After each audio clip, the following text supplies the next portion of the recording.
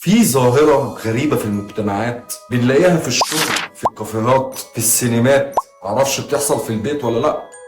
ناس بتدخل الحمام تخلص مهمتها الوطنية وتخرج وتسيب وراها إرث بيولوجي تقيل قوي. مفيش حد بيشد السيفون.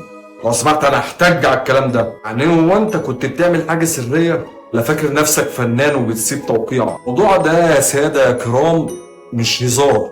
علم النفس ليه رأي، وعلم الاجتماع ليه رأي، طب ليه رأي، حتى الفلسفة ليها رأي. النوع ده من الناس عنده فلسفة حياتية تقول أنا خلصت، أنا مالي ومال اللي ورايا. ده غالبا شخص مش حاسس بالآخرين، متربي على فكرة أنا وبس. ولو شفته وأنت في الشارع غالبا هتلاقيه بيرمي حاجات من الشباك.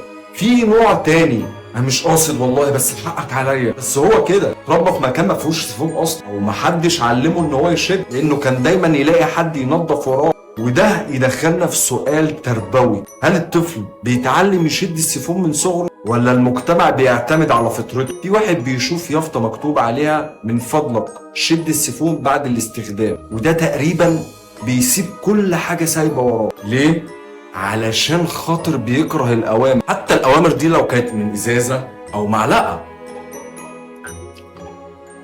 نظرية باسيف اجريشن، بعض علماء النفس قالوا ان الناس دي ممكن تكون بتتصرف عن قصد، مش قصد مباشر، لا ده نوع من العدوان السلبي. عن الشخص ده بيقول لك انا مش عاجبني النظام ده، سيبها لك زريبه، وهو بيعمل كده بابتسامه وهدوء شديد جدا. هو بيشد السيفون في بيته ولا لا؟ لو هو بيشدها في بيته وسايبها في المكان العام، يبقى احنا قدام انسان فاكر ان العالم مقسوم لفئتين، انا والباقي مش فارقين. وده اصل كل انانيه. اللي مش بيشيل مسؤوليه مش هيشيل مسؤوليه، مش قادر ينظف وراه في ابسط حاجه، مش هيبني مجتمع نضيف، ولا حتى هيخلف جيل نضيف، ولا حتى قلبه نضيف.